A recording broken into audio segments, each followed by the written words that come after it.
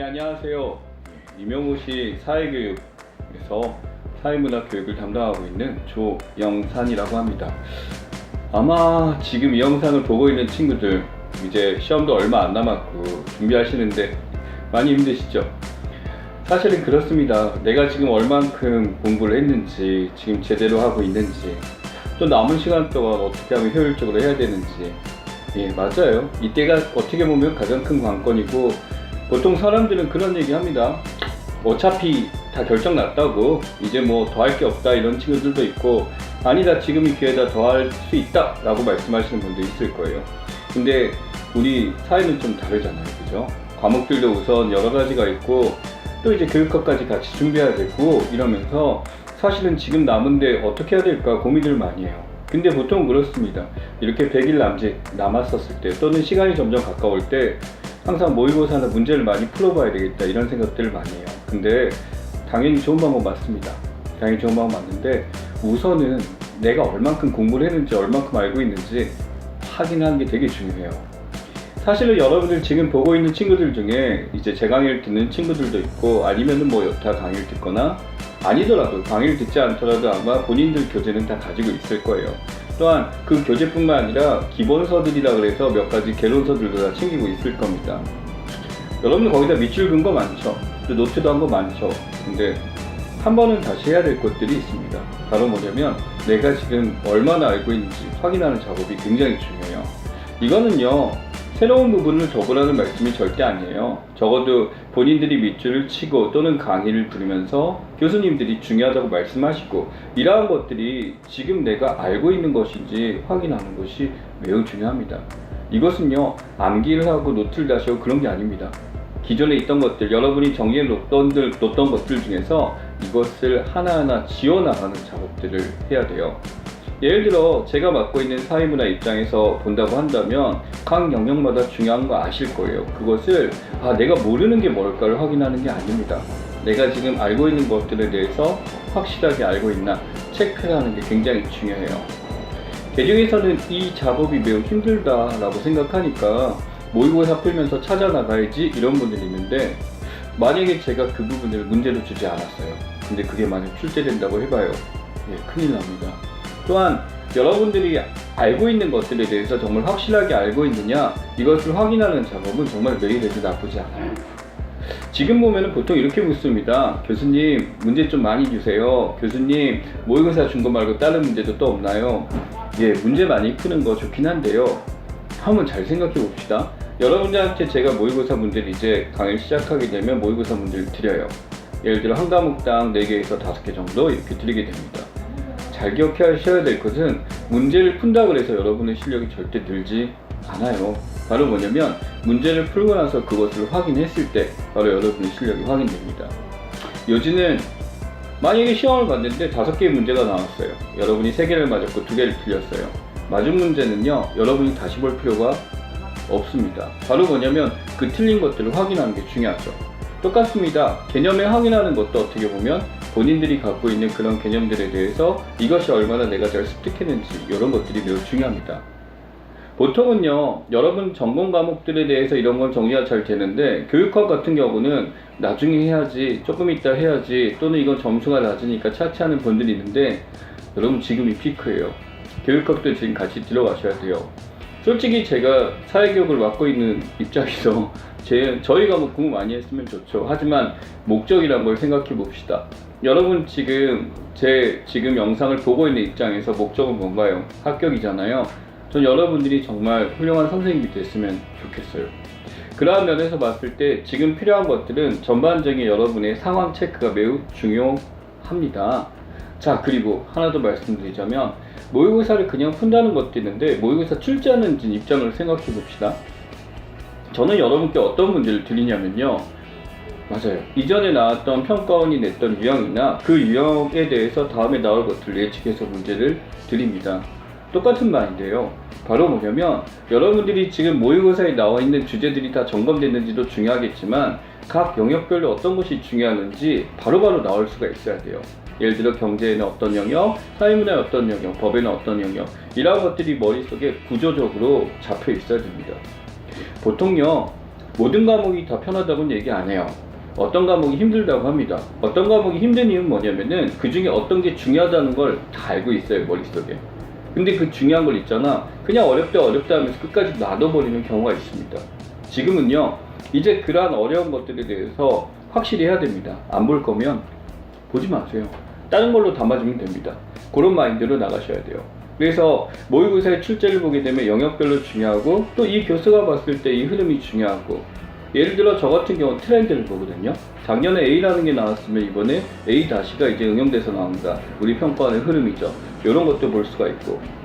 자, 근데 여기까지는 다들 분석을 해요. 또 뭐가 있냐면, 이 A와 A- 영역이 중요하고 또 새로운 트렌드가 중요한데 예측하지 못한 데서 가끔 나옵니다. 사회적도 말씀드리자면, 예를 들어 정치 쪽에서 그렇게 한번 국제정치 파트에서 나오기도 했고요. 사회문화 같은 경우도 연구박물관 파트는 예측하지 못한 데가 나오기도 합니다. 자, 이런 것들 때문에 여러분들이 다시 한번 그 전에 있던 기본서들에 대한 재확인이 필요하다는 것을 여러분께 꼭 강조하고 싶습니다. 기출을 분석한다는 게 어느 단계까지 가는 거냐면, 심지어 그 안에 있는 내용들 뿐만 아니라 도대체 이 문제를 왜 냈지? 어떤 파트에서 냈지? 다음에 어떤 답을 요구하는 거지? 이런 것까지 예측하기 시작합니다. 여러분이 분석 단계가 되잖아요. 기출을 풀고 또 푸는 친구들이 이해하지 못하겠지만 분석이 시작하는 순간 이런 생각을 합니다. 와, 이 문제 진짜 잘 됐다. 와, 이 문제 진짜 어렵게 냈다. 이런 단계까지 보이거든요. 자, 그 단계가 되는 순간 이제 기출을 다시 풀면요, 처음처럼 못 풉니다. 야, 이거 함부로 쓰면 안 되겠구나. 굉장히 조심하게 되고 오히려 시간이 더 걸리게 돼요. 자, 그래서 기출문제 분석이 중요하다고 했는데 여러분들은 당연히 그만큼 하셨을 거라 생각합니다. 자, 이제 제 강의를 얘기를 해야죠. 여러분들 이제 모의고사가 작년하고 좀 구조가 다릅니다. 작년에는 파렐에서 파이널을 잡고 했었는데 대부분의 요강이 그렇습니다. 교수님, 모의고사 좀 많이 봤으면 좋겠다고. 그래서 이번에는 시험 전까지 모의고사 11회를 그냥 쭉 가기로 했습니다. 당연히 파이널이란 개념은 따로 3주를 잡기보다는 이번에는 11주 전체가 파이널이라고 생각하고 준비를 시작할 거예요. 저희가 만든 문제가 정말 평가원하고 똑같으면 좋겠습니다만, 저희 입장에서는 그래도 각 분야의 전문가들이 있다 보니까 이제 가장 평가원에서 근접한 문제가 무엇일까? 아마 묻는다면 이런 걸 묻겠지? 거기다 이런 것도 생각합니다. 왜 이 주제를 안 다뤘지? 만약에 나온다면 이렇게 나오지 않을까? 그런 문제들을 여러분한테 공급하게 됩니다. 그렇다고 한다면 아무래도 저희 입장에서는 저희는 기출이 다 분석이 됐죠. 언제 뭐가 나오고 다 이렇게 됐으니까 그러한 기출들에 대해서 어떤 연관이 있고 어떤 가능성이 있고 아마 이런 주제가 나올 거고 거기에 맞는 모의고사를 출제해요.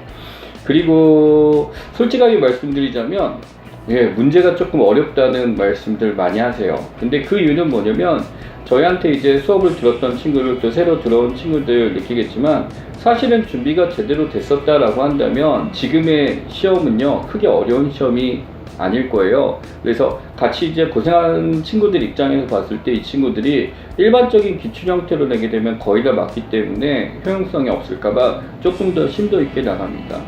근데 그게 틀린 게 아니에요. 일반적으로 궁금한 거는 100%의 영역이 있으면 맞아요.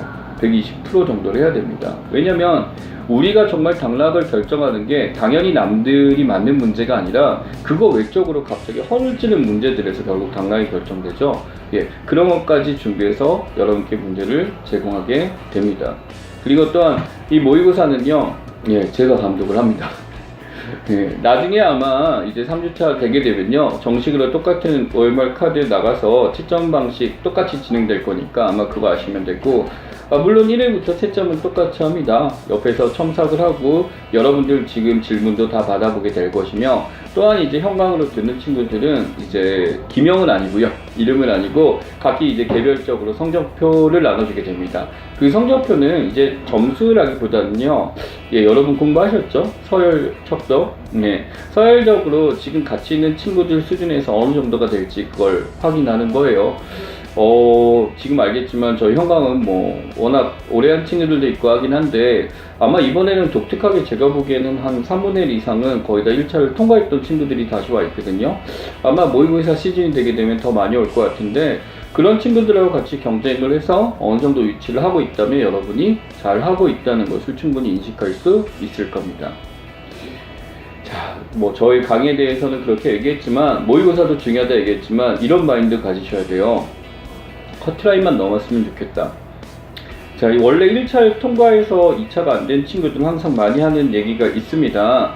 그 얘기는요, 합격이 안 됐을 때 하는 얘기고요. 막상 시험을 보고 2차 때 떨어져 보면 알게 됩니다. 2차까지 합격한 친구들을 보게 되면요, 어느 정도 넉넉하게 점수를 받았던 친구들이에요. 당연히 시험이란 게 그렇죠. 커트라인보다는 그거 이상으로 받는 게 상당히 좋겠죠. 그런 마인드로 준비를 하셔야 돼요. 아직 시험을 한 번도 안 보셨다고 그래서 뭐 나는 뭐 지금 이거에 만족할게 이런 마인드는 아마 겸손하게 말씀하실 거고 마음속에서는 더 잘 받고 싶다는 생각이 아마 있으실 거예요. 그렇기도 하고 물론 이런 경우도 있습니다. 이제 작년에 이제 합격생들 이제 와서 간담회를 합니다만 커트라인 살짝 넘은 친구들도 있어요. 근데 이런 친구들은 저희가 이제 2차 강의를 하고 있는데 2차에서 당연히 역전이 가능하기도 합니다. 근데 그거는요, 불확실성이죠. 자기가 이제 어떻게 보면은 수업 실현에 익숙하고 이러다 보니까 지금 상황에서는 적어도 남들보다 최대한 많이 맞을 수 있도록 이런 노력을 하셔야 됩니다. 자, 마지막으로 말씀드릴 거예요. 저희 이제 사회 쪽 채점 기준에 대해서 사실은 공개도 하지 않고 정답도 공개 안 하죠. 그러다 보니까 대부분들이 저희 쪽이 이제 공개하는 정답에 따라 보통 확인을 하시는 것 같아요. 근데 저희 쪽 정답이라는 게 정답이 맞아요. 맞지만요, 이번에 채점 기준 봤을 때 약간은요, 공통 답안이 좀 많았던 것 같아요. 그러니까 채점 기준이 예전에 비해서는 약간 유해진 경향이 없잖아 있습니다. 그렇다는 얘기는요, 여러분 공부하실 때 이건 하나의 팁입니다만 너무 지역적으로 A의 답은 B다 라는 식으로 공부하지 마시고 A의 답은 이런 것도 될 수 있고 이런 것도 될 수 있다는 것을 확장적으로 공부하셔야 됩니다. 즉 어떤 문제의 답이 이거다 라고 공부하기보다는 이런 문제는 이런 답안들을 요구할 거야 라고 넓은 관점에서 접근하시는 게 훨씬 더 좋습니다. 당연히 저희도 강의를 할 때 이렇게 하고 이런 것을 확인하는 게 바로 모의고사 와가지고 여러분 첨삭 받아보면서 확인하는 거겠죠. 문제를 푸는 것도 중요합니다만 그러한 문제들에 대해서 이것이 어떻게 채점되고 어떻게 평가받을까에 대해서도 꼭 확인을 해야 되니까 현강이 들어와서 여러분들 이런 거 직접 확인해 보시고 인강하는 친구들도 정말 기회가 된다면은 하나하나 해드리고 싶지만 저희가 환경상 어쩔 수가 없고 만약에 정 궁금하시다라고 한다면 인강으로 들으시는 분들 같은 경우는 본인의 답안에 대해서 뭔가 문제점이 있거나 또는 궁금한 게 있을 때 얼마든지 사이트를 통해서 질문을 하시게 되면 거기에 대해서 코멘트를 달아드릴 테니까요, 얼마든지 질문 남겨주시면 너무너무 감사하겠습니다. 어찌되었든 시험이 지금 급박하게 다가왔죠. 거기다가 채점 기간이 작년부터 짧아졌죠. 이런 걸 감안했었을 때 여러분은 다른 것보다 이제 준비에 대해서 여념이 없으셔야 할 때 같고요. 점점씩 정성평가의 시대가 늘어났습니다. 그래서 문제에 대해서 좀 더 객관적으로 평가하자는 입장이 많이 팽배했기 때문에 너무나 깊게 들어가서 막 이론적인 것을 너무나 파고들게 되면은 오히려 공부에 오류를 겪게 되니까 최대한 줄여나가는 방식으로 구체화하는 방식으로 마지막을 마무리 지으셨으면 참 좋겠습니다. 여러분 전부 다 이제 2차까지 마치고 좋은 결과 나온 다음 학원 찾아와서 이제 커피 한잔 하고 예전에 우리 고생했던 거 같이 얘기하는 그런 시간 꼭 가졌으면 좋겠습니다. 감사합니다.